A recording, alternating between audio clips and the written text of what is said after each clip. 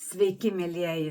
Taigi šiandieną kalbame, kas bus iki gegužės 31 dienos ir ko galima tikėtis. Na, matom, kad paskutinės dienos buvo tikrai labai audringos, pasaulyje visokios pranešimai, demaskavimai ir visa kita. Ir kaip mėgstu sakyti, kadangi čia auganti struktūra tokia astrologinė, tai dar bus tų demaskavimų, paviešinimų, daug įdomių ir tikrai labai žmonėms svarbių.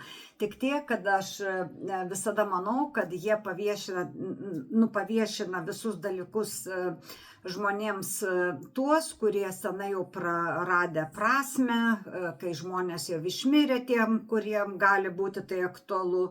Ir, kur senaties terminas senai suėjo, o tie nauji dalykai, kuriuos mes turėtume žinoti, kadangi mes čia ir dabar gyvename, tai vis tiek yra toliau slepiami ir čia nieko mums per daug nepasako. Taigi, aišku, čia Eurovizija dar energijos išsiurbė labai daug, nes, kaip matėte, vieni už, kiti prieš, visi vieni žiūri, kiti durnina, kurie žiūri, tie, kurie žiūri, reiškia, nepatenkinti, reiškia, tai rezultatai netokie, tai vėl kažkas, liktai kažkas tai dar tiki tą Euroviziją, kad čia yra dainų konkursas. Tai yra mano nuomonė, aš sapnavau, reiškia, kad tai yra tik tai politiniai dalykai ir daugiau nieko, nes kadangi mes Lietuva esame maža reikšmė arba jokia reikšmė, tai mes negaunam nei balų, nei palaikymo, ten keli mūsų emigrantai palaikina, ten pabalsuoja už mus ir viskas to ir baigėsi. Taigi, brangieji, nustokite nervintis, dėl ko negalite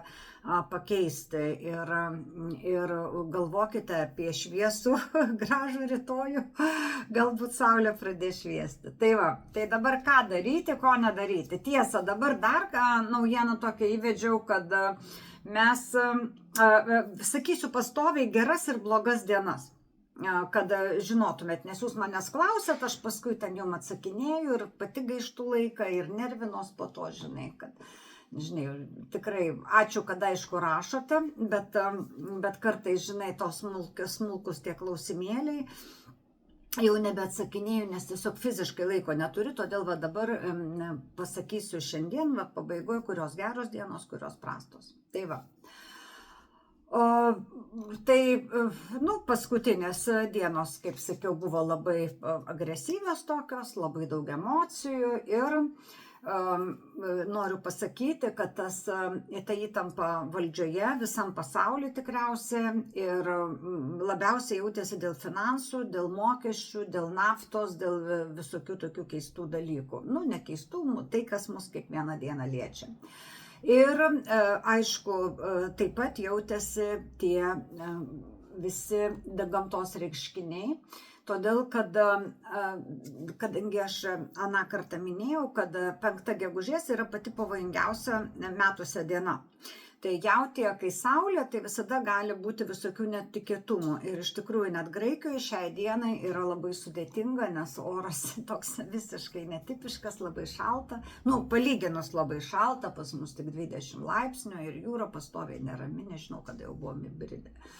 Tai va, taip kad yra taip, kaip yra. Dabar, kad čia nuovargis kankino žmonės, tai aišku, nes jeigu čia tokia energetika dabar yra. Tai va, dabar Lietuvai, reiškia, kaip minėjau, čia gal dėl Eurovizijos, dėl tų kitų dalykų, ten tie susiskaldimai pas mus vyksta kiekvieną dieną ir tie konfliktai kyla lygioj vietoj, bet negalvokit, kad kitur yra, Graikijoje lygiai tas pats, visi konfliktuoja, visi juokiasi iš savo kandidato graikų ir kad netaip šoka ir apsirengęs panašiai kaip mūsų, lietuvis tas.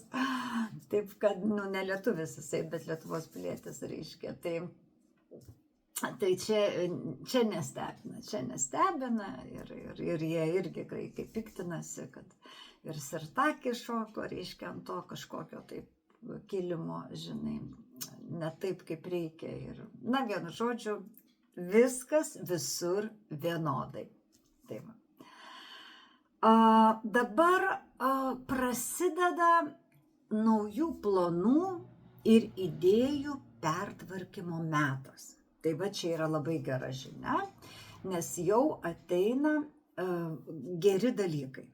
Nes permainos, žinok, ypatingai kai blogai jautiesi, kai nebematai ateities, kai esi toks užbliūrintas, tai pertvarkos permainos yra tobulas dalykas.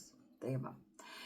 Nenoriu pasakyti, kad bus viskas žymiai geriau, bet visais atvejais prasideda dvynių, Saulė pereina į dvynius, perės į dvynius to jau.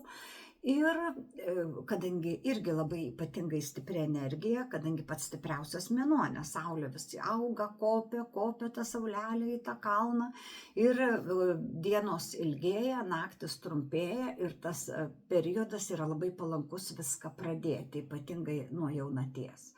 Taigi iki pat rasų, iki pat kupolių turėsim puikų periodą. Na ir labai palankus laikas bus ir kelionėm, ir apsispręsti, kur studijuosite, ir pradėti galvoti apie tai, ką daryti ir ko nedaryti, kad pasiektumėte gyvenime tai, ko jūs norite. Nes pats stipriausias, mano nuomonė, pats stipriausias metų mėnuo prasideda periodas iki pat kupolių. Dabar, aišku, čia bus kažkokių tai labai keistų dalykų, galite sulaukti neramumų dėl technologijų, interneto, taip pat transporto ir komunikacijos srityse. Ir bus labai dideli jautrumai toj srity. Taip, kad irgi teks tą savo nuotaikų svyravimą, kuris bus labai didelis, įprasti, raminti protą. Todėl aš visiems žmonėms sakau, biški pamedituokit, nes ar papoteriukit, nesvarbu. Kažkaip reikia įprasti nuraminti protą, nes tas šokinėjimas emocijų nuo minuso iki pliuso, reiškia tai įverdantį dievulis mes vandenį, tai į ledinį. Ir aukso vidurio nebus. Todėl išmintingi žmonės, kaip mėgstu sakyti savo auksinę frazę, tampa stebėtojais, o ne vertintojais. Dabar astrologiškai pavojingesnės datos yra gegužės 24-26 dienos. Ne tai, kad pavojingesnės, bet geriau toks nervinės įtampos, nesusikalbėjimo ir galimų klaidų periodas. Todėl 28-29 reikia būti labai atsargiems dėl finansų, jokių rizikingų investicijų, jokių kazino, jokių lošimų, jokių loterijų, nieko gero nebus. Ir gegužės 30-31 tai yra informacinio chaoso toks periodas, kai jūs gali labai suklaidinti, apgauti, kažką tokio, nelabai teisingo pranešti.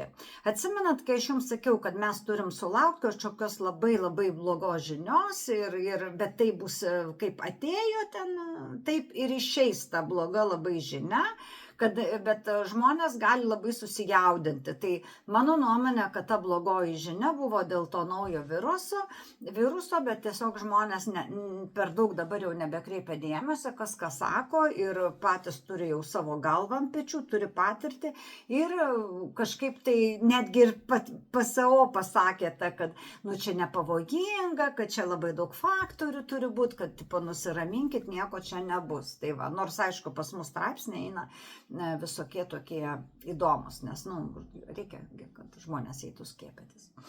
Tai va. Dabar palankesni laikotarpiai, kokie bus gegužės mėnesį. Iki 23 dienos, praktiškai nuo šiandien yra labai palanku, reiškia, naujiems sprendimams, sutartims ir vienišiams, tai yra naujos pažintys. Dabar 27 diena yra labai palanki planuoti ir užbaigti senus darbus. O 31 ir tai yra žymiai lengvesnė energija nuo 31 dienos, nes jau bus Saulė dvynių ženkle ir daugiau aiškumo, tas toks, kaip sakiau, užbliūrinimas taip nueis nuo akių, žinai. Tai va. Dabar ką vertėtų iki mėnesio pabaigos padaryti? Baigti senus darbus, susitvarkyti visokias finansinės uodegas. Aš dabar kiekvieną kartą priminsiu tikriausia, kad atiduokit skolas, atiduokit kreditus, kas turite, būkit labai atsargus su finansais, nes vis tiek ateina pasaulinė krizė ir čia nieko tu nepadarysi, ekonominė turiu galvoj. Ir bendrai 26-27 metai yra tokie kritiniai metai.